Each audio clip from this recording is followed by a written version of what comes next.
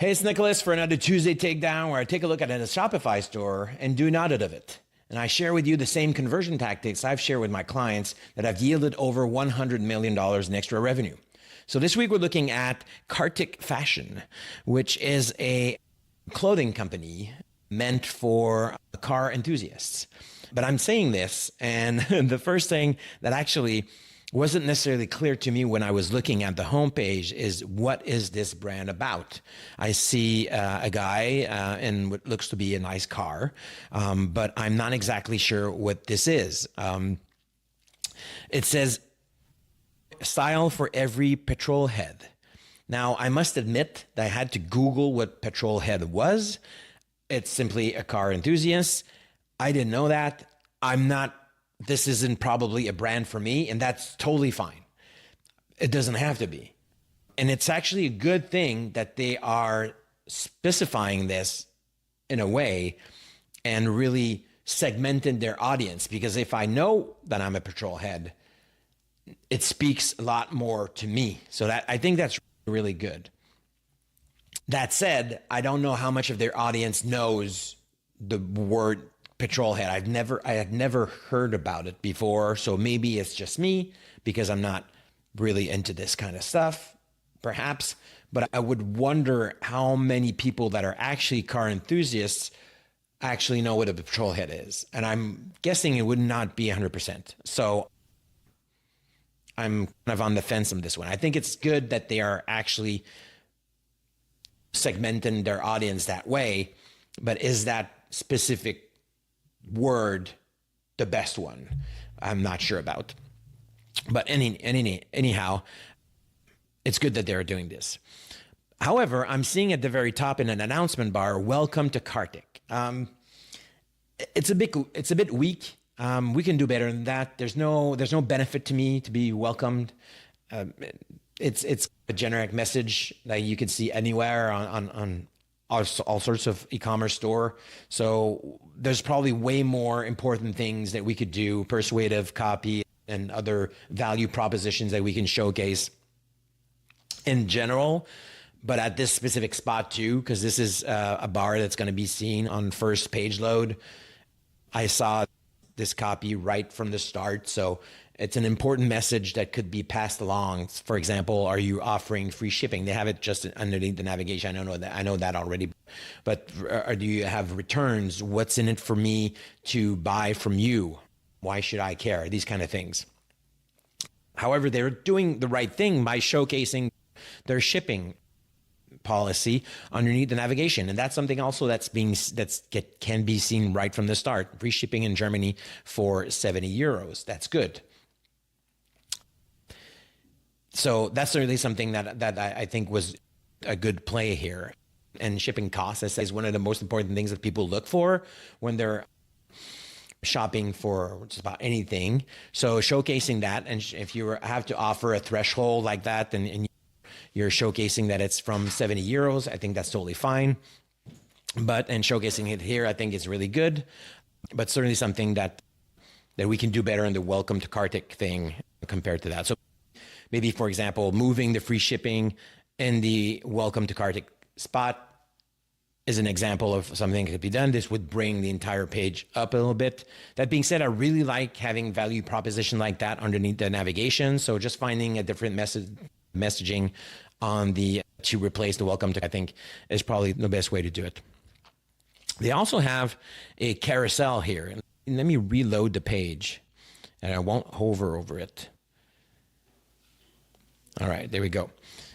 So they do have this carousel here on the homepage. This is something that's very frequent with Shopify and e-commerce themes.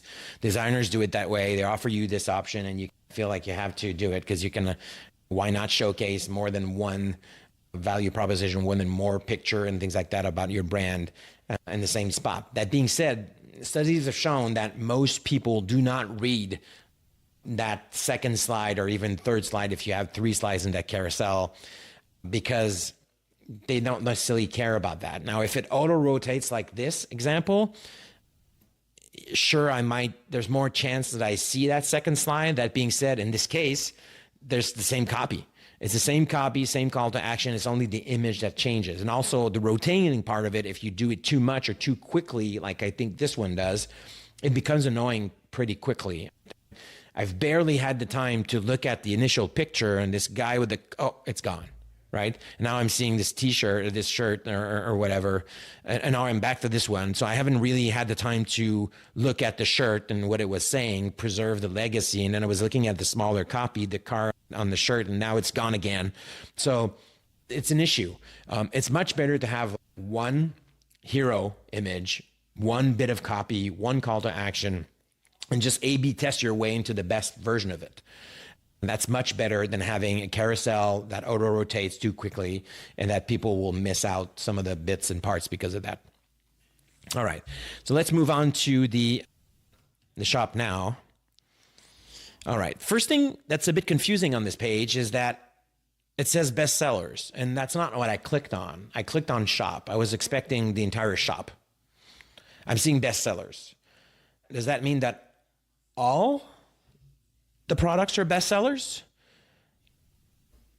I'm confused by that at this point. I can see here that they're actually sorting by best-selling, but there's a disconnect here. I'm clicking on shop. I'm expecting to see their entire range of products, which I think in this case is it, because I think they have 8 products. But I was a bit confused about the best-selling feature here. So it's always important to show what people are expecting because they've clicked on a specific call to action on the previous page. Or if I click on t-shirts, I'm seeing t-shirts. Hoodies, I'm seeing hoodies. So if I click on just shop, I'm not necessarily expecting the bestsellers, unless the call to action said shop or bestsellers. That would have been fine. Just something to think about. Also, it's important to test, and this is something that people mostly forget, how you sort these items. Right now, they're sorted by best-selling. Alphabetically and things like that, probably not. But featured, price, high to low to high, how recent have they been added are things that can go a long way to show your product line in a different order. And this is the kind of thing that actually can make a big difference. And so you should probably test how you sort these items and see which version brings which product higher the hierarchy so that maybe there's a better conversion rate that comes out of it. One other thing, so I'm based in Canada. I like the fact that they're actually showing prices in Canadian dollars. In a previous video, we talked about removing those cents because the perception, I should say, that they make the price be bigger. So if you want to take a look at a previous video of mine on that, that explains that in greater detail. But the strange thing here is that the free shipping comes in euros. For me, I'm completely confused. I have to go to the calculator and say, how much is 70 euros in Canadian dollars? So whenever you have to do that, go somewhere else to check these kind of things, do that mental calculation. That adds a bit of friction to the whole process. So if they could, it would be much better if they could make this price dynamic in Canadian dollars for me. That being said, they might not sell that much to Canadian people, and I get that. But then again, if you're going to showcase a price, which is a nice touch in Canadian dollars, you should probably showcase everything in Canadian dollars.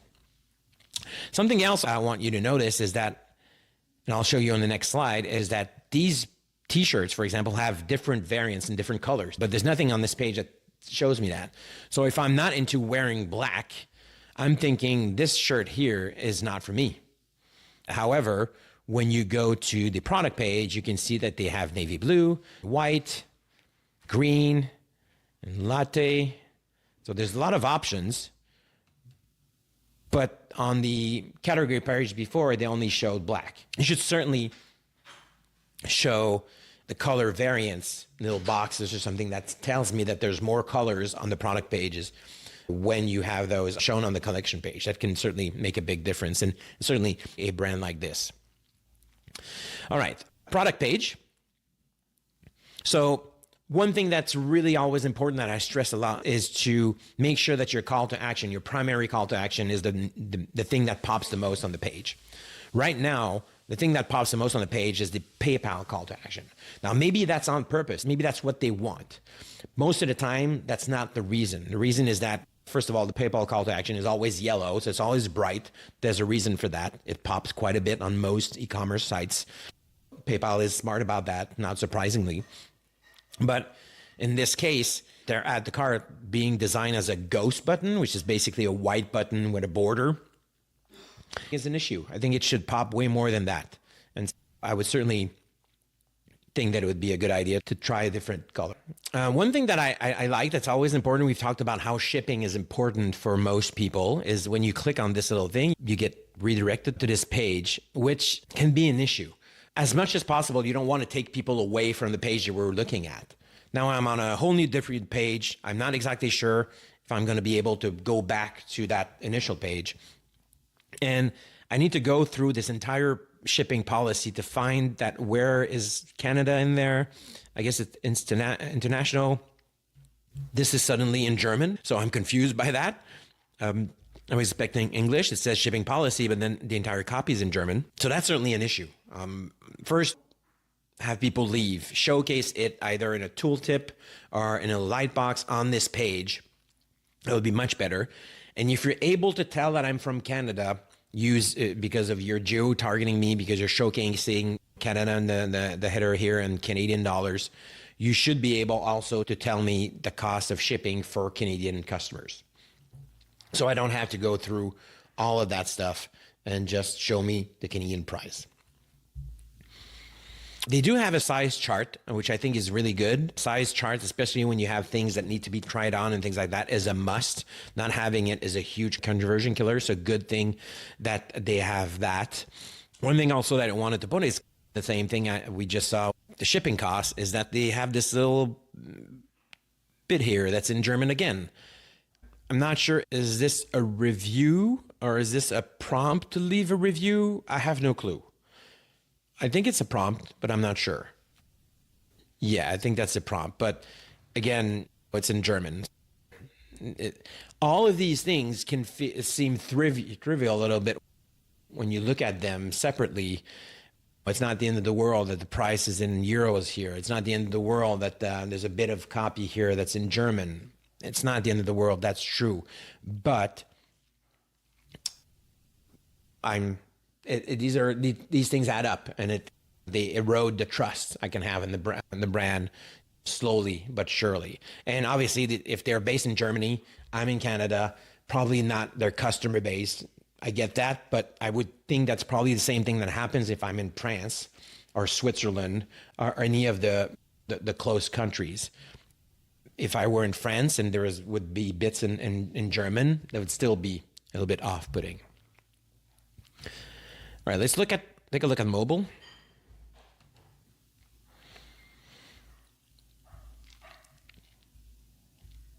All right. One thing I'm noticing is that they have this little 1-2, and again, imagery on product pages is very important. There's no hints that there's more slides to use. That's an issue. Having the next slide start like that, for example, is much better. I know there's something there. And so if I just swipe, I'll see that next slide, that next picture. So that's really something you probably look at if that's not something that your theme does on its own. Right now, I'm just seeing this, and I'm not necessarily easy to see that what's on the back of this t-shirt or which one is it. Even if I see the 1-2, which is better than nothing, but still most people might not notice this. They do have a zoom feature, so I can read the copy and read the content of the t-shirt and see it a bit better. So I think that's good. It's certainly something that's a must. Even better is a kind of a zoom in for desktop, but obviously on mobile, I can't just hover over it and things like that. Having that little zooming feature is a great thing. And also, I wanted to look at the more payment options that we looked at earlier that actually somehow now brings me to the checkout. Again, it's important that what I click on, I'm getting what I was expecting. That's always important in any buttons or links that you have on your page. I was clicking on more payment option. I was expecting a light box, a little box that would tell me, hey, you can pay with PayPal, obviously, but you can also pay with these credit cards. You can pay with this option as well. You could pay with Google Pay, with Shop Pay, whatever these are, and not necessarily, I never said I was ready to go to the checkout and add this to the checkout. So this is a big disconnect here that I'm seeing, and I wasn't expecting that. Any time that this happens, it breaks the trust that you might have for this brand, especially when it forces you to do something drastic like this, add this item to cart that you were never expecting, you weren't ready to do. That's certainly something that I think is a missed opportunity here. And finally, let's look at the checkout. And we saw a glimpse of it on mobile, but for me, the typical Shopify checkout works really well. It's one of the reasons why Shopify is a good platform to use. It's very well made, and it works really well. And people are more and more used to using it because there's so many Shopify stores out there. That said, design-wise, I'm not a big fan of the gray here. It really makes the form harder to use. It also makes some of the graphics and copy harder to read. And especially when you have a soft yellow call to action, it's a weird color combo, and I would probably test just reverting back to the Shopify default on this one. Not that's necessarily a big conversion killer, but again, anytime you have design issues like that, small things here and there, they add up, and they can have a big impact on your conversion. All right, that's it for this Tuesday Takedown. I hope you liked it. If you have any questions, leave me a comment below, and I'll see you next time.